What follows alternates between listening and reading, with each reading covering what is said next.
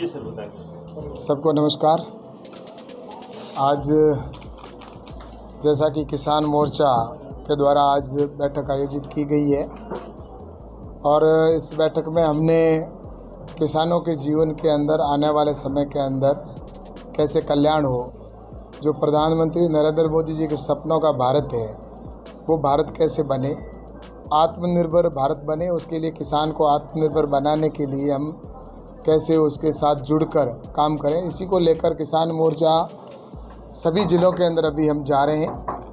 क्योंकि मैं इतने समय तक बंगाल के चुनाव में था और बंगाल के चुनाव के बाद जैसे ही मैं आया तभी पूरे राजस्थान का प्रवास मैं कर रहा हूं और इस प्रवास के अंदर मैं आपको बताऊंगा कि प्रधानमंत्री नरेंद्र मोदी जी की जो योजनाएं हैं वो नीचे तक पहुंची। क्योंकि प्रधानमंत्री जी ने कृषि का बजट तो बढ़ाया, जब कांग्रेस की सरकार थी, यूपीए की सरकार थी, उसमें कृषि का बजट मात्र 23,000 करोड़ रुपए या 22,000 करोड़ रुपए होता था। लेकिन अब वह कृषि का बजट बढ़कर 1,25,000 करोड़ रुपए हुआ है। लगभग 5 से 6 गुना कृषि का बजट बढ़ा। तो वो बजट प्रधानमंत्री जी ने बढ़ाया, किसान सम्मान निधि की योजना शुरू की, आज किसानों को सम्मान निधि का पैसा मिलता है। लेकिन बाकी जितनी योजनाएं वो नीचे ले जाने के लिए हमारे प्रधानमंत्री जी की योजना, हमारे राजस्थान सरकार की योजना है, वो नीचे ले जाने का काम किसान मोर्चे का काम करेगा। और साथ ही जो किसानों की समस्याएं हैं उन समस्याओं का समाधान करना और उनको हमारे मुख्यमंत्री जी तक बताना या मंत्री से संबंधित है, सेंट्रल गवर्नमेंट से संबंधित, उनका हम ले जाकर बताने का काम करेंगे, जिससे कि आने वाले समय के अंदर किसानों का समाधान, समस्याओं का समाधान हो सके। इस दृष्टि से आज की ये बैठक रखी गई है। आत्मनिर्भर भारत और आत्मनिर्भर किसान बने, उस दिशा के अंदर हम लोग किसान मोर्चे के माध्यम से काम कर रहे हैं। मेरा आज से ये कहना है कि किसान आंदोलन जो हुआ उसको कुछ लोगों ने गलत तरीके से उसको चलाया, क्योंकि जो कानून बने थे वो किसान के हित में बने थे।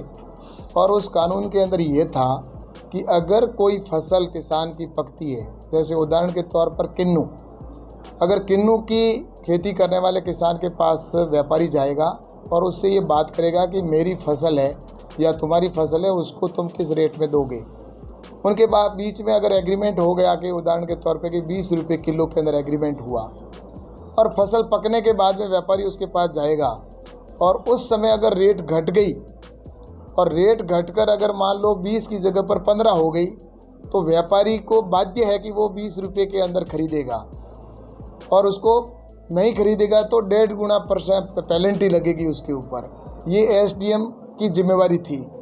और अगर रेट बढ़कर मान लो 30 रुपये हो गई और ऐसे समय में किसान का मन विचलित हो सकता है, तो ऐसे समय में किसान एक बार उस व्यापारी को पूछेगा कि जो तुमने रेट तय किए उससे मेरे को बाहर अधिक रेट मिल रही है, तो क्या तुम अधिक रेट में खरीदोगे?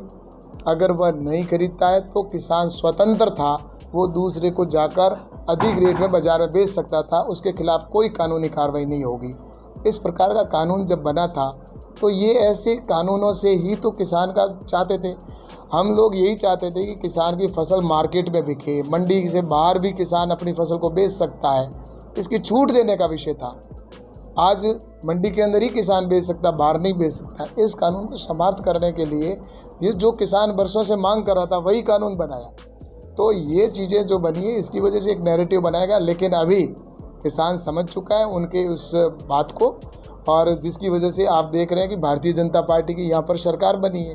देश भर के अंदर सभी जगह पर भारतीय जनता पार्टी की सरकारें बन रही है, क्योंकि लोगों ने अच्छे से समझ लिया है कि जो अगर कोई हमारे देश का भला कर सकता है या हमारे किसानों के जीवन का कल्याण कर सकते हैं तो वो भारत के प्रधानमंत्री आदरणीय नरेंद्र मोदी जी कर सकते हैं। और इसलिए सब जगह सरकार बन रही। अभी आपने देखा बंगाल के अंदर भी सरकार बन गई है, जो कभी सोचा भी नहीं था कि इस प्रकार का रिजल्ट आएगा।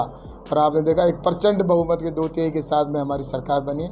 ये वही है जो प्रधानमंत्री जी के सपनों का भारत बनना है। कि मैंने आपको कहा ना कि मेरे ये विषय, मैं 2 दिन से इस दीर्घ प्रवास में हूँ, तो मेरे सामने ये विषय संज्ञान में आया तो मैंने रात को हमारे मंत्री जी से बात की, राजस्थान सरकार के मंत्री जी से, और मंत्री जी ने कहा कि पर्याप्त व्यवस्था है।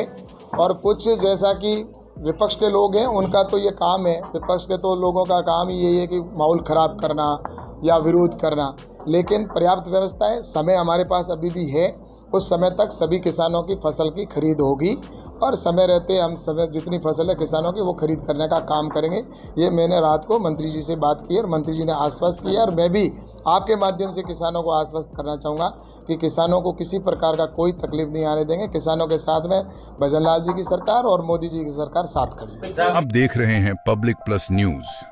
यदि आपने अभी तक हमारे चैनल को सब्सक्राइब या फॉलो नहीं किया है तो आज ही करें, ताकि आपको आपके क्षेत्र की ताजा और सटीक खबरें सबसे पहले मिलती रहें।